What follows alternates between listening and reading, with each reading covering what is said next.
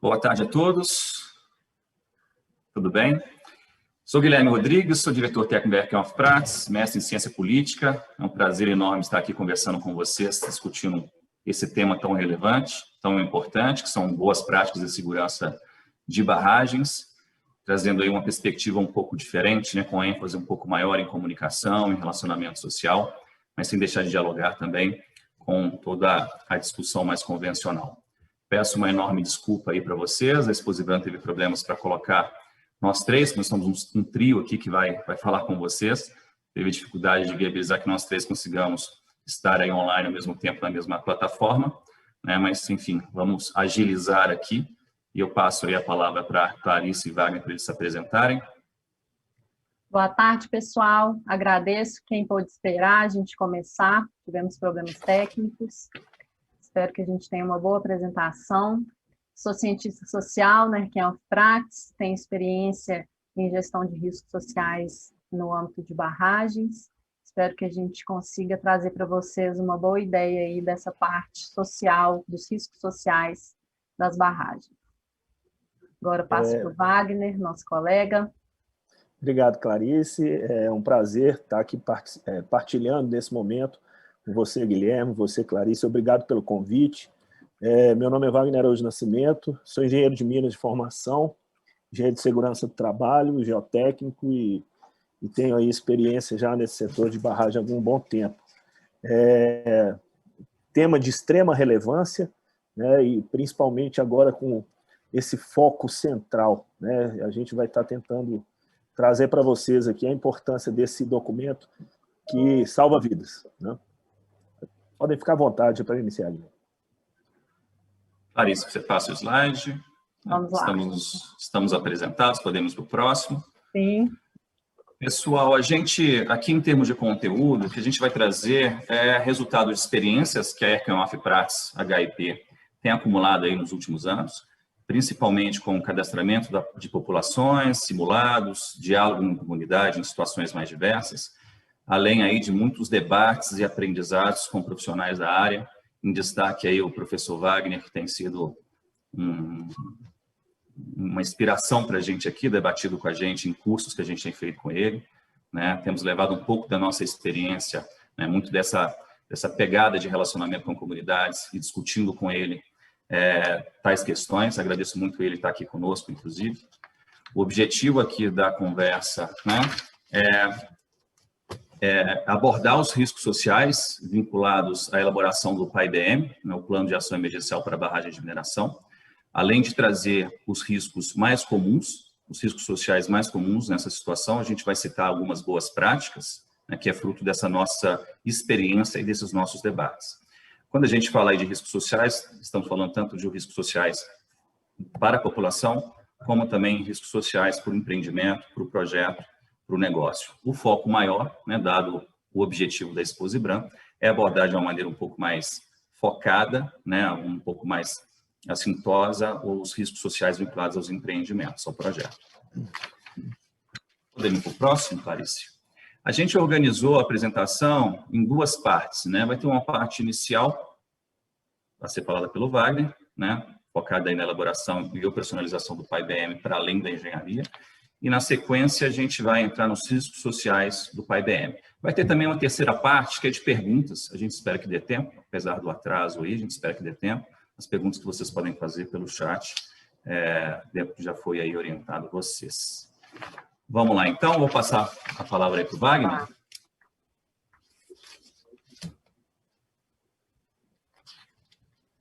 Bom, gente, mais uma vez um prazer poder estar compartilhando com vocês um pouquinho do conhecimento a respeito de um assunto tão importante. Bom, antes de mais nada, para qualquer introdução, é importante a gente dizer que todas as atividades hoje no dia a dia, a gente corre certos riscos, né?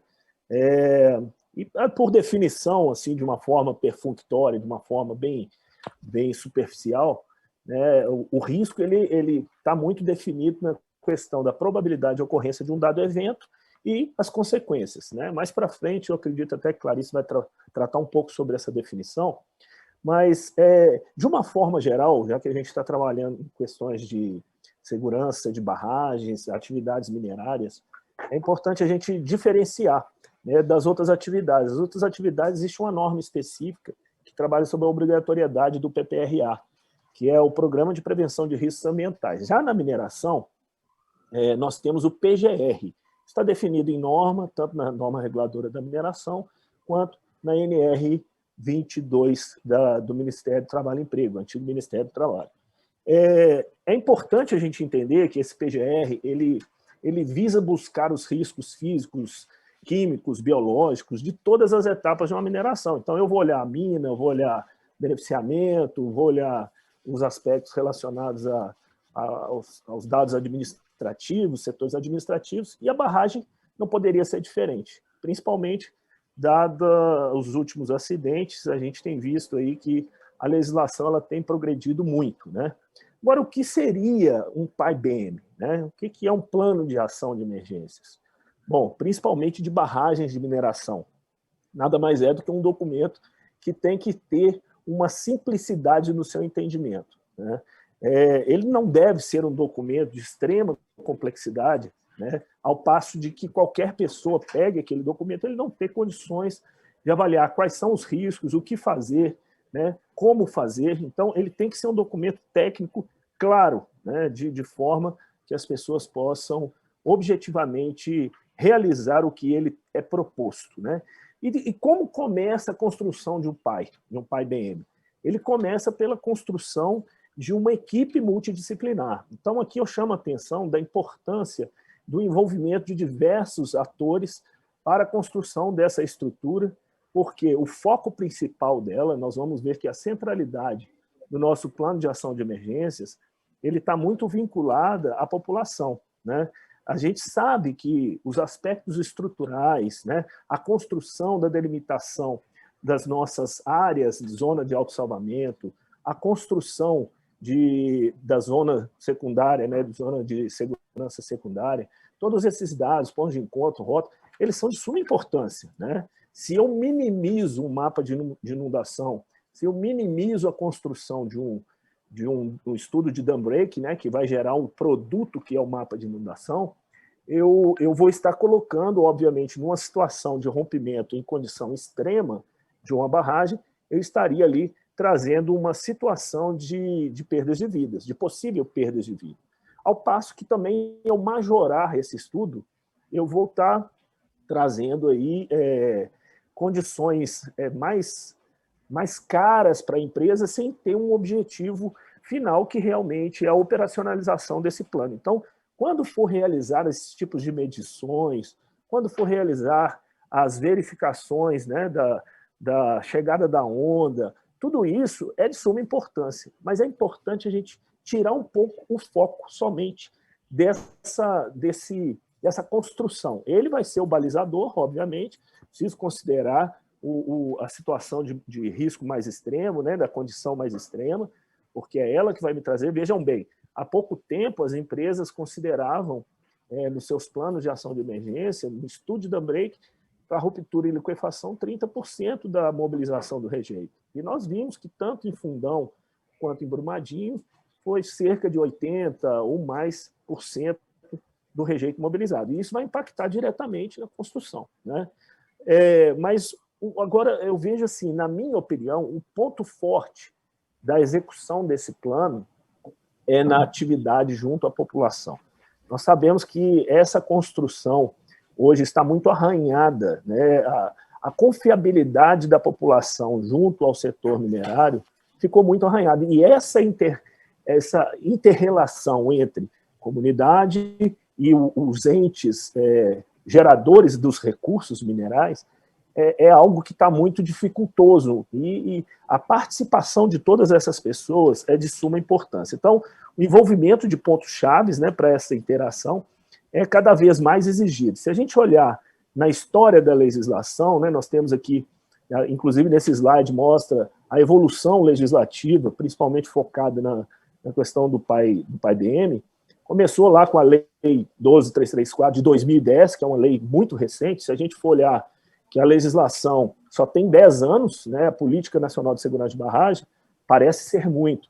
Mas não, e olha que nós já caminhamos muito. Eu acho que o setor ele caminhou muito. Agora a gente precisa virar um pouquinho o foco. né?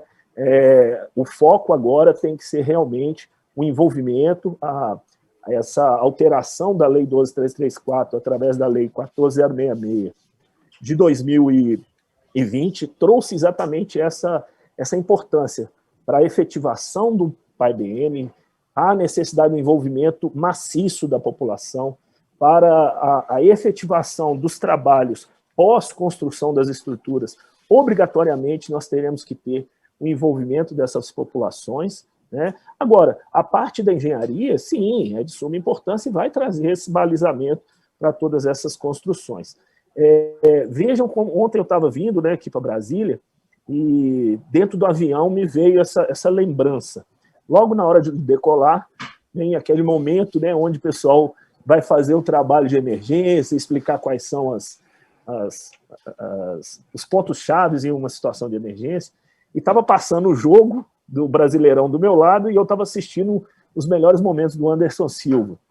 Aí eu tirei o fone e para todo o som, né, porque a pessoa vai estar transmitindo a mensagem. Aí o cara do meu lado falou assim, nossa, é um absurdo isso, eu estou cansado de viajar de avião e ficar escutando isso, a mesma coisa. Eu esperei a comissária terminar a apresentação dela, eu virei para ele e falei assim, eu apontei para o Anderson Silva, falei, você gosta de luta? Ele falou, gosto. Eu falei, você lembra daquele golpe que o Anderson Silva deu no Vitor Belfort? Eu lembro. Eu falei, sim, você acha que ele deu aquele golpe ali aleatório? Você acha que foi um acaso? Ou você acha que ele treinou muito para chegar naquela condição de ser fatal, né, numa situação ali? Uma comparação um pouco esdrúxula, mas é para mostrar que o plano de ação de emergências ele tem que ser muito bem treinado, ele tem que ser muito bem qualificado, medido, né? Nós precisamos verificar se realmente ele está eficaz. Então, essa operacionalização ela só vai ser efetiva quando, do ponto de vista, a gente mudar o nosso foco para a população. Então, acredito eu que, com o passar do tempo, eu já me delongando na minha fala, eu acredito que, com esse caminhar não só legislativo, mas da concepção do que as pessoas têm percebido, né, que não é novidade aí para a gente que o envolvimento da população, a intervenção nessas pessoas é de extrema complexidade e a gente precisa de pessoas capacitadas, precisamos de pessoas qualificadas para atingir o máximo de pessoas, né, que é o objetivo principal de um simulado, de qualquer outra atividade ali que vai nos permitir verificar cada dia mais a efetividade da operacionalização do PAI-BM. Bom, em linhas gerais, era só um recado, né? Me coloco à disposição aqui para vocês. Não sei como é que a gente está de tempo, né, Guilherme? Mas me coloco à disposição. Nós teremos, talvez, momento para perguntas e eu estou aí à disposição. E você fica à vontade, Wagner, para também complementar as falas que vem pela frente. Aí. Claro. Ok. Obrigado. Então, vamos lá. Então, a gente passa agora para uma conversa sobre os riscos sociais em si, né? A gente vai caracterizar, dizer quais são os principais tipos, os problemas relacionados e, por fim, vamos trazer as nossas boas práticas e as partes em que a gente acha que a indústria precisa se atentar mais e cada vez melhor, né? O que a gente tem, então, desse contexto em relação aos riscos sociais? Segundo um estudo de 2019, estão previstos 19 acidentes com barragens para os próximos 10 anos. Dentre os acidentes ocorridos, geralmente há de 2 a 5 grandes rompimentos anuais. Então, a gente, né, esse é um motivo para que a gente se prepare, né, prepare as nossas pessoas, as nossas comunidades para possíveis eventualidades, né, porque a história mostra que elas, infelizmente, acontecem. E o que tem, né, de onde parte a motivação para a gente chamar a atenção para essas coisas? Ainda persiste em algumas, né, práticas um comportamento chamado de ostracista, né, que é aquela inclinação de evitar informações desagradáveis, né? A mancha de inundação, as possíveis consequências são muito desagradáveis, o Brasil está muito mortificado, né, com os acontecimentos recentes, e há essa tendência de evitar falar de coisas, né, ruins. E também um certo conservadorismo de acreditar que as coisas vão permanecer como estão. Também uma supervalorização de garantias, né, das equipes técnicas que, né, atestam a segurança. Não sou eu que estou falando isso, né, isso foi uma questão que aconteceu nos rompimentos recentes, né, os outros fatores relacionados foram desconsiderados. E a questão das causas organizacionais e humanas, que não têm sido tão bem estudadas, embora elas contribuam significativamente para os acidentes, né? Esses estudos mostram que, além das questões do barramento em si, influenciam nas questões de segurança do barramento as causas organizacionais e humanas, né? Como aquilo é gerido, como que as informações desagradáveis são recebidas, né? Então, esse estudo que a gente está citando aqui traz que fatores organizacionais e humanos desempenharam um papel significante em todos os 11 maiores rompimentos dos últimos 12 anos. Então, é preciso se atentar para isso. Clarice, fazendo só um comentário aqui, já aproveitando que eu posso fazer essas abordagens, desculpa te interromper, mas realmente a gente percebeu no começo da mudança, inclusive da implementação da 70389, essa dificuldade do setor de falar assim, poxa, mas como que a população vai ver essa situação, essa obrigação dos simulados? Então, essa mudança de paradigma passou da hora, né? Mudar realmente o foco. Exatamente, Wagner. E aí vem essas tendências que a gente vai falar agora exatamente nessa linha, né? Uma grande tendência que está sendo trazida, né, pelas melhores práticas e pelos estudos é a questão de gerir barragens não é somente um desafio da engenharia, e a gente diz assim, né, da questão técnica procedimental. Qualquer estratégia de gestão de riscos precisa incluir um entendimento completo das consequências. Quando a gente fala que não é só da engenharia, é só um atalho, né, informacional, claro que a engenharia é muito mais do que só medidas de piezômetros, né, mas é um atalho para a gente dizer que gerir barragens é incluir também os fatores humanos, sociais e ambientais. É preciso também se falar em governança do risco. Quem está envolvido nessa governança do risco também tem que evitar complacências, tem que buscar confirmações cruzadas, o pensamento de grupo, todas essas novas tendências são apontadas como fatores que melhoram a probabilidade de se gerir um risco, de se evitar, diminuir o risco, né? Só um rápido comentário, Clarice. A governança talvez seja uma chave muito importante, que a gente vai até explorar um pouco mais à frente, novamente aqui nessa apresentação, porque a governança em torno da segurança de barragem, ela não pode ser única e exclusivamente do empreendimento. Isso não tem a ver só com a divisão de responsabilidade, tem a ver com a própria sustentabilidade do processo de segurança, né? Você ter o envolvimento de outros atores institucionais é importante não só para atender o que está escrito no papel em termos de divisão de responsabilidade. É fundamental para você dar sustentabilidade ao processo, deve ser muito mais efetivo. Excelente. Exatamente. Então, e por fim, dentre as tendências que a gente selecionou, a questão da transparência, né, sendo fundamental para essa nova gestão de risco. Todo indivíduo tem direito de conhecer os riscos envolvidos, né? A gente não pode mais se basear naquela questão, não, pode deixar que a segurança da barragem está garantida, nada vai acontecer, a população não precisa saber do pior cenário, porque a gente garante, né? Essa prática, ela é ultrapassada. A população ela precisa saber o que acontecerá, qual é o risco de acontecer, o que está em jogo, né, naquele momento. O risco é baixo? Sim, comunique que o risco é baixo, mas há um risco, né? Então, a transparência, ela é tida como um fator agora que joga a favor, né, e não mais contra. Nessa linha também, Clarice, a própria Lei 14.066, ela obriga agora que as empresas disponibilizem tanto o PAI-BM como o mapa de inundação, tudo em seu site, né? Então, sim, realmente, isso a gente está vendo aí, essa mudança de paradigma e de transparência, que é de suma importância para salvaguardar vidas. Uma grande mudança, né?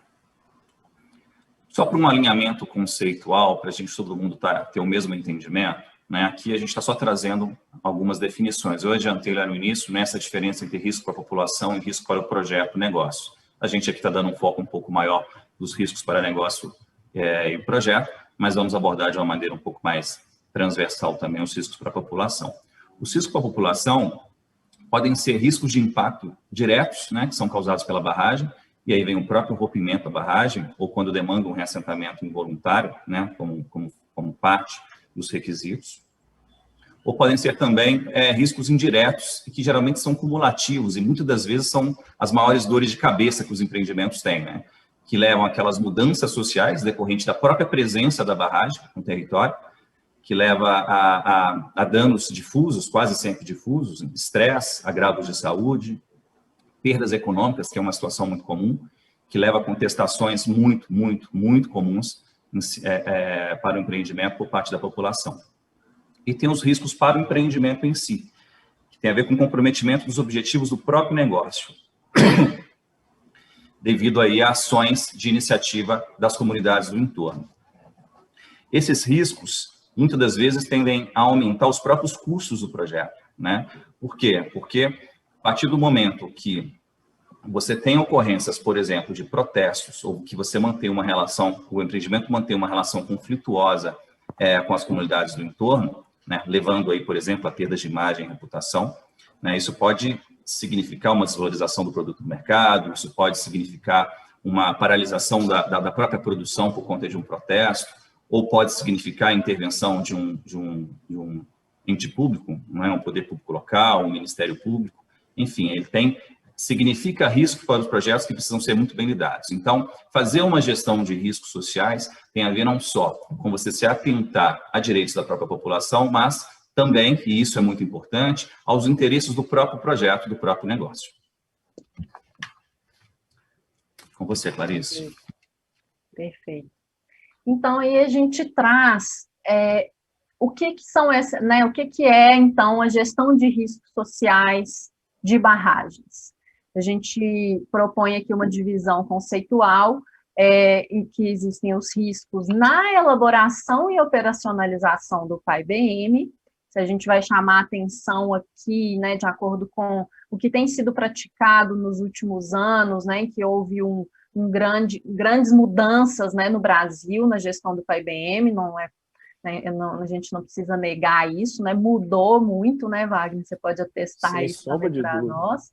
Então, a gente identifica nessas novas práticas riscos também nessa execução, né? Não só os riscos relacionados à barragem, os riscos da própria execução do PAI-BM. Então, riscos quando você faz o cadastro, quando você define as rotas de fuga, os simulados, os sistemas de alerta, etc. Existem também na gestão de riscos sociais de barragens os riscos da gestão da segurança das barragens. Aí são os riscos que a gente está mais acostumado a pensar, né, sobre eles, que é a classificação de riscos da própria barragem, né, o que está envolvido caso a barragem efetivamente se rompa, né, então as características da mancha, o que está dentro da mancha, o que não está, os indivíduos que estão ali, as possíveis fragilidades para questões de salvamento. E está envolvido também nesse assunto essa governança dos riscos, né, que aparece aí agora como um grande tema para que tudo isso melhore, né? Então, aí, dentro de gestão de riscos sociais de barragens, aparece essa estrutura de governança. A gente pode chamar de governança de riscos de barragens ou governança de rejeitos, né? Que ela vai ser responsável, ela deveria ou deverá ser, né, feitas as boas práticas, é responsável pela análise crítica dos processos, né, não mais deixando a cargo de alguns determinados processos isolados, você ter uma estrutura de governança que garanta a participação de alguns dos envolvidos, que fiscalize a qualidade dos fluxos de atendimento à emergência, né, não basta escrever no papel, a gente vai falar disso mais para frente, essa estrutura é composta, né, idealmente, por agentes não só do empreendimento, mas também de poderes públicos, especialistas, e em organizações até mais ousadas, quiçá da própria comunidade, né, que tem o direito de participar daquilo que a desrespeito, né. E essa estrutura também é responsável por revisar e atualizar as avaliações de risco. Né, a gente está trazendo aqui uma boa prática, uma tendência, né, global, tá aí o padrão global da indústria para gestão de rejeitos, publicado no ano passado. Ô, Clarice, aproveitando aqui, você falando sobre a gestão da segurança de barragens, todo curso que eu ministro, que eu vou falar de plano de ação de emergências, eu costumo contar aquele casinho que eu contei para vocês a respeito de uma verificação da operacionalização do PAI-BM. Aí, mas se estiver rompendo a estrutura agora, e olha que era uma boa empresa. Mas espera aí, vamos ligar lá então. Aí ligaram, aí falaram, tá funcionando o telefone. Não, põe para falar com a pessoa. Aí quando pôs para falar com a pessoa, espera aí que eu vou chamar, eu sou estagiário aqui, espera aí que eu vou chamar a pessoa que realmente vai te dar essa resposta. Aí quando chamou outra pessoa, espera aí, meu chefe está no almoço. E o fluxo, né, o relógio correndo. Então, a gestão da funcionalidade desse fluxo é de extrema importância, né? Então, é uma tendência gigantesca não só ficar muito na questão da medição do risco associado à estrutura somente, mas também na efetiva ação. O que eu faço quando eu starto o nível de emergência efetivamente, né? Exatamente. E a proposta a ideia, né, dessa estrutura é exatamente essa, né, assim, trazer as várias visões, né, fazer um trabalho em equipe, né, assim, daquele de checks and balances que a gente tem na ciência política, né, trazer isso para a indústria, as pessoas de diversas áreas se envolverem para auditar, né, não só a auditoria externa, mas auditar internamente essa gestão dos riscos.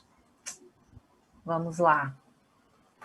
Vamos entrar agora, vamos citar algumas atividades que são parte do PAI-BM, né? Algumas atividades que são necessárias dentro do PAI-BM e outras aí vinculadas ao próprio PAI-BM. O cadastro populacional é uma delas, né? É uma exigência fazer constar, né, como parte do PAI-BM, o cadastramento de toda a população que é afetada ali na zona de autossalvamento.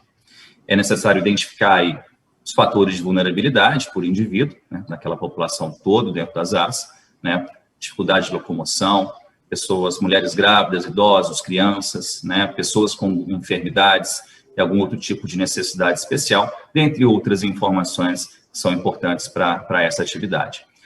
A própria realização do cadastro populacional, se ela não for feita com uma comunicação bem direcionada, se ela não for feita com um bom alinhamento com a comunidade, é capaz de gerar muitos ruídos, muitos ruídos. Isso é um risco que a gente tem percebido em quase todos os trabalhos que a gente tem feito, né? Quando o trabalho não prevê, né, não é feito por parte do empreendimento, ou não é parte do nosso escopo, a execução dessas atividades de comunicação, atividades de relacionamento, batata, sempre dá ruído na comunidade, né? E a relação do empreendimento com a comunidade acaba se desgastando de uma forma absolutamente desnecessária. Além disso, é importante, né, pode vir a acontecer, e a gente viu isso acontecer em alguns municípios, de ingerência do poder público, principalmente do Ministério Público. Já vimos situações da equipe estar em campo a fazer o cadastramento e ser impedida pelo promotor do Ministério Público por entender A ou por entender B, né? E, no fundo, o que faltou foi, de fato, um melhor alinhamento. Então, em termos de boas práticas, o que a gente gostaria de destacar é relações institucionais. É muito importante ter a relação institucional, e aí eu retomo a questão da governança compartilhada, né? O cadastramento populacional não pode ser só entendido enquanto uma ação do próprio empreendimento.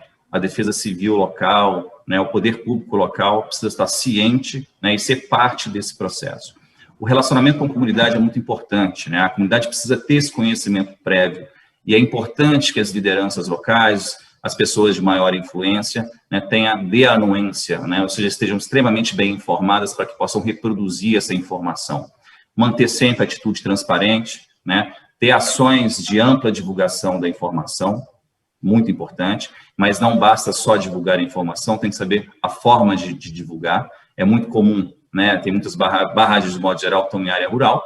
A população da área rural, de um modo geral, tem escolaridade um pouco mais baixa. O tipo de relacionamento e o tipo de comunicação deve considerar essas particularidades. É outro ponto bastante importante. Agora, uma experiência que nós tivemos, que foi algumas experiências que a gente utilizou dessa estratégia, que foi muito exitosa, é se apoiar em equipes locais, principalmente do poder público, né? Os agentes comunitários de saúde têm uma capilaridade incrível, todo mundo conhece, né? Profissionais de CRAS e CREAS da prefeitura também têm uma capilaridade muito grande. Quase sempre existe dificuldades em se realizar o cadastro populacional por rejeição ou por aumento, ou por as pessoas desconfiarem que estão fazendo um cadastro porque há um rompimento iminente. Então, se faz uma boa comunicação e conta com tantas lideranças locais quanto esses profissionais com alta capilaridade, esses ruídos não vão gerar, né? Essa sensação de insegurança não vão ser criada. Então, fica aí como uma ótima estratégia a se adotar. Foi o que fizemos, por exemplo, um cadastro, fomos fazer um cadastro numa comunidade quilombola, extremamente organizada e que mantinha relações bastante conflituosas, principalmente com fazendeiros, mas não só fazendeiros da região. E o início do trabalho não foi nada fácil, porque existia uma rejeição à presença de pessoas externas, principalmente vinculadas ao empreendimento. E aí, enfim, a gente conseguiu quebrar esse gelo, fazendo um bom trabalho de relacionamento de base e contando com o intermédio aí dos agentes comunitários de saúde. Isso ajuda muito, é uma ótima prática. Na sequência, rotas de fuga, né, que também é parte aí dos esforços do PAI-BM, tem a exigência de que o empreendimento defina ali, né, junto com a Defesa Civil, o melhor caminho de autossalvamento. É preciso instalar toda a sinalização e que a sinalização seja clara, né? É preciso calcular a quantidade de pessoas por rota, né? É preciso pensar em rotas alternativas, tem todas as exigências que são feitas para se definir as rotas de fuga, e ao fazer essas rotas de fuga também existem riscos sociais associados, né? Uma muito comum, que é o desconhecimento da população, ou, quando conhece, em colocar em descrédito aquela rota que foi estabelecida. E, consequentemente, a própria efetividade das rotas passa a ser extremamente baixa. As pessoas não botam fé, as pessoas não conhecem, ou quando conhecem, não botam fé, que aquilo ali é o melhor, é a melhor rota a se seguir, é a rota necessária a se seguir. A consequência numa situação de emergência, vai correr para onde ela acha melhor. Então, a sua definição de rota de fuga não vai dar certo, vai ser um furo no seu PAI-BM. Boas práticas. É preciso envolver... Só fazer uma consideração, desculpa te interromper, inclusive agora sai um decreto, né, do governo estadual de Minas Gerais, e vai sair por esses dias ou meses aí a regulamentação desse decreto, onde eles vão estabelecer exatamente como calcular essas rotas de fuga, como calcular a área do ponto de encontro, para que seja algo uniforme, né? E eu acho que isso vai ser, inclusive, a gente deve estar, pessoas assistindo essa palestra aqui do Brasil inteiro, isso deve ser um ponto de partida, algo pioneiro para que as outras entidades e estados acabem adotando. Legal. Só um adendo. Legal mesmo. Em termos de boas práticas, é seguir a receita de envolver a população, né? E aí, nesse caso, como as rotas de fuga têm um grau de importância gigantesca, e é importante que todo mundo reconheça e legitima o que foi definido, você definir essas rotas também com o envolvimento da população local, oficinas participativas, outras formas de consulta à população local. Com isso, você não só garante a efetividade que você definiu, né, mas você promove a própria cultura da segurança, evitando ruídos, né? As pessoas sabem muito bem para que aquilo está sendo definido, né, tendo uma clareza de informação. Além disso, preciso fazer uma comunicação direcionada muito clara, a pessoa precisa ter materiais de consulta, isso aí é uma estratégia importante, as pessoas, além, né, da experiência dos treinamentos, além da experiência ali, daquele momento de construção, é importante que existam materiais que as pessoas possam consultar eventualmente. Eu acho que isso fica como uma outra boa prática aí, que complementa essas estratégias. Podemos para o próximo. Os simulados com comunidades, eu acho que de todas as atividades quer dizer, não sei se de todas, né, mas eu acho que os simulados e os alertas são aquelas que mais geram ruídos, né, como parte aí das atividades de operacionalização de um PAI-BM, né? E os simulados, enfim, eles são muito importantes, porque você está trazendo ali para para a prática, né, aquilo que é mais próximo da realidade para as pessoas colocarem ali, né, rodando o comportamento correto. E é onde você vê se a coisa está dando certo ou não está, se você fez um bom trabalho de formação ou se não fez. E aí é exigido aí dos empreendimentos essa realização dos simulados, né? É um exercício que é de responsabilidade da Defesa Civil, mas o que a gente observa é que os empreendimentos têm muito protagonismo e é importante que tenham, né? Eu acho que é de interesse direto dele, né? Mais do que isso a gente percebe também, principalmente no interior do Brasil, que muitas das vezes a Defesa Civil tem uma baixa capacidade institucional, com uma capacidade de responder tecnicamente nem sempre muito boa. Tem lugares que são muito desenvolvidos, mas tem lugar que nem sempre é assim. Né? E como isso é tão central, o empreendimento geralmente não deixa isso solto, mas ao fazer é importante fazer de uma maneira muito correta. Os simulados geram muitos ruídos, geram muitas dúvidas sobre a segurança da barragem, né? Se não fizer um trabalho bem feito, você vai gerar pessoas que antes não tinham dúvidas sobre a segurança da barragem passam a ter. Consequência disso, e a gente já viu isso em diversas localidades, protestos contra essa suposta insegurança, além, é claro, né, de as pessoas terem uma percepção maior a respeito dessas seguranças e aumentarem as demandas sobre empreendimento, né?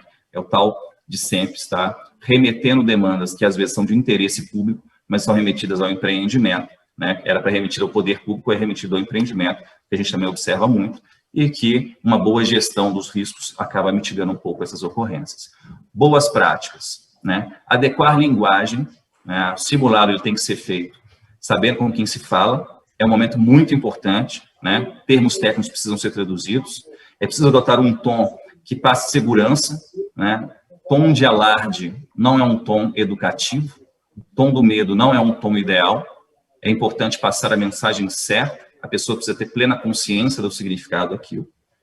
O engajamento dos públicos é muito importante, extremamente importante. A gente vê aí experiências de simulado em vários lugares, pela imprensa, relatando 15% de presença, né, percentuais muito baixos. Isso é muito ruim, muito preocupante, né? Isso aí é um atestado de que o PAI-BM não está com sucesso suficiente. É possível fazer níveis de participação muito maior do que isso. Já fizemos com mais de 70% de engajamento, né? Para alcançar esse grau de envolvimento, reuniões preparatórias e relacionamento com lideranças locais e com a própria comunidade, de maneira prévia, né? As pessoas não se engajem porque elas não foram cativadas para isso, porque elas não estão devidamente informadas, porque elas duvidam ou que não querem participar, porque elas passam a desacreditar ou a não gostar do empreendimento, né? Um trabalho de base é fundamental, proximidade, relacionamento com proximidade, né? Isso engaja, isso motiva as pessoas a participarem e faz o PAI-BM muito mais eficaz.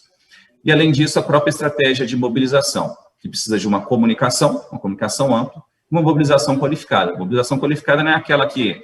Existe a mobilização que você chega, entrega um panfleto e fala, vá lá amanhã. Existe uma outra mobilização que é aquela qualificada que você explica, você tira a dúvida e você enfatiza a importância de estar presente. Essa funciona muito mais e para uma atividade desse grau de importância vale a pena. E os custos adicionais para o empreendimento são muito, muito baixos para se achar que isso pode, eventualmente, comprometer aí o orçamento do PAI-BM como um todo. De tudo que a gente está falando aqui, certamente as coisas mais simples e baratas são essas atividades. Ótimo. Vamos agora, então, para os sistemas de alerta. Fazer só um parênteses aqui, gente, a gente está recebendo as perguntas aí que vocês estão mandando. Por favor, mandem perguntas mesmo, nós vamos responder ao final, tá? Já está acabando aqui o previsto, então acho que vai dar tempo, dentro do nosso tempo regular de 1 hora, de fazer perguntas. Então, sistemas de alerta, né?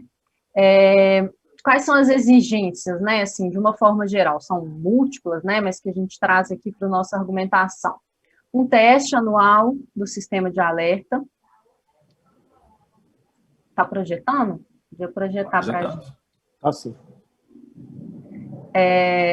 Um teste anual do sistema de alerta, que tem como objetivo testar, né, a operacionalidade dos meios de alerta, verificar a capacidade de notificar, e tem que ser audível, né, às pessoas impactadas.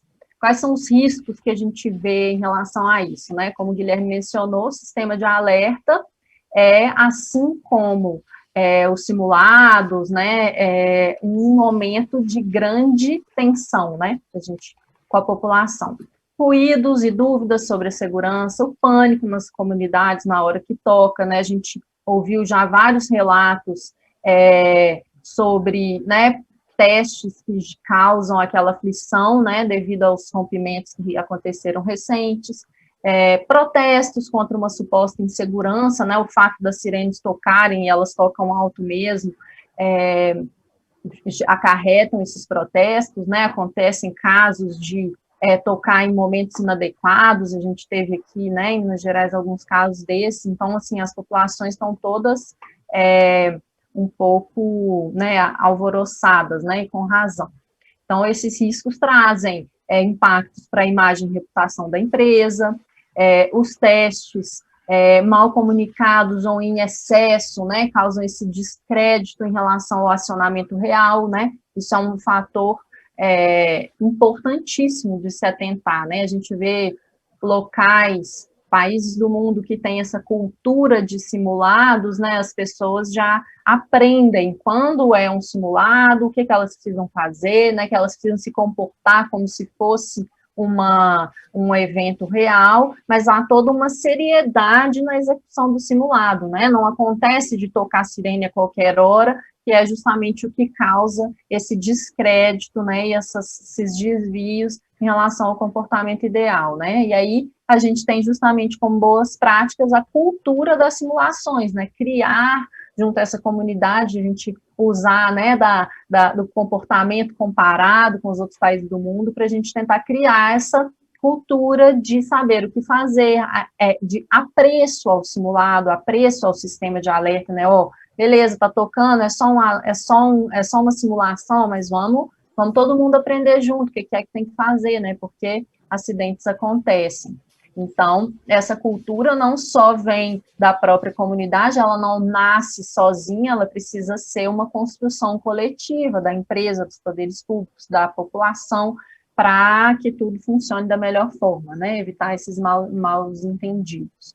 A comunicação ampla e direcionada, a comunicação vai aparecer em todos os nossos temas, porque é a chave para a diminuição dos riscos sociais, né, no caso de um rompimento. A população estar ciente do que ela precisa fazer. Então, também em relação ao sistema de alerta, como que a gente evita esses riscos, né, da implantação de sistemas. Às vezes a gente tem cidades aqui em Minas Gerais, né, que onde nós três aqui vivemos, que tem várias manchas de inundação de várias barragens. Então, o sistema de alerta muito complexo, né, a população ela precisa estar muito bem informada qual que é a sirene está tocando, como é que é a rota de fuga, né, e não pode ter dúvida, né, e a gente traz aqui uma inovação, já existem, a Arqueofrates está nessa estrada desse desenvolvimento tecnológico, e já existem outras organizações fazendo isso também, o próprio Ministério Público está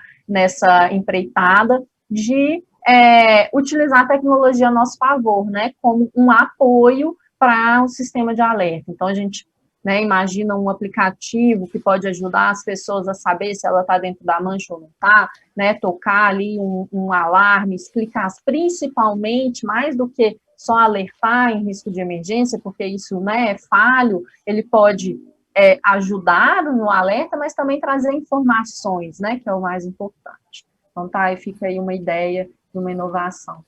Clarice, a gente vai precisar super acelerar e encerrar em poucos minutos, talvez em 2 minutos no máximo. Então, eu estou sugerindo aí a gente só mostrar esse slide, o próximo, e partir para o slide final, porque tem uma outra atividade para usar essa sala aqui pela Exposibran.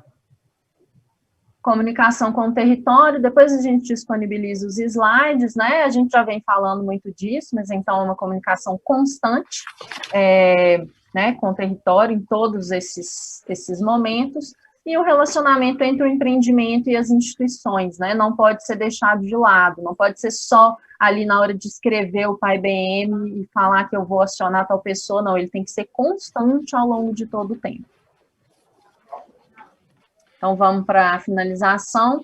A pergunta, gente, que a gente recebeu aqui, estou recebendo dos participantes, então, infelizmente, como o nosso tempo foi prejudicado por falhas técnicas, a gente disponibiliza a apresentação nas nossas redes sociais e a gente faz uma resposta aqui das perguntas.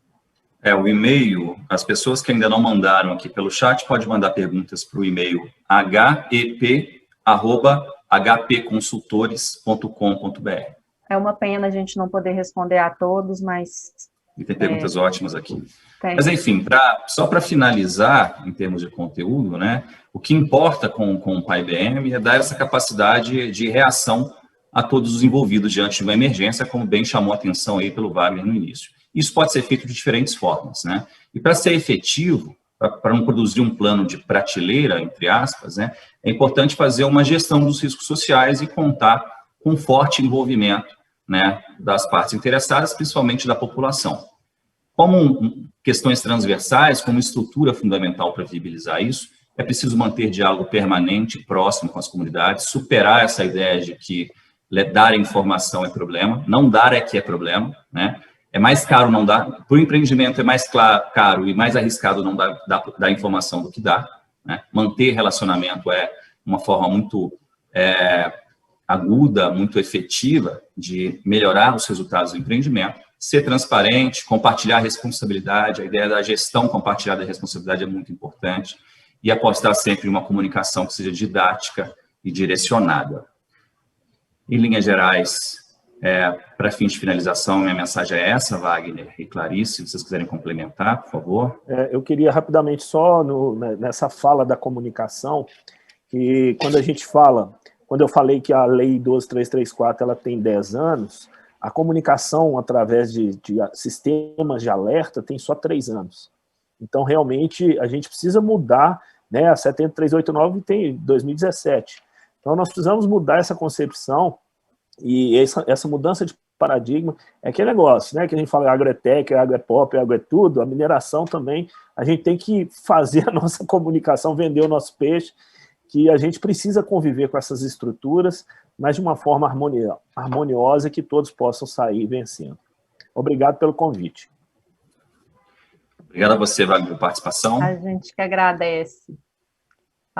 Muito obrigada, gente. Quem pôde assistir a gente até agora, mande perguntas lá para a gente no e-mail, a gente vai tentar responder a todas. Perfeito. Valeu. Boa tarde a todos. Breve. Boa tarde. Até mais. Tchau, tchau.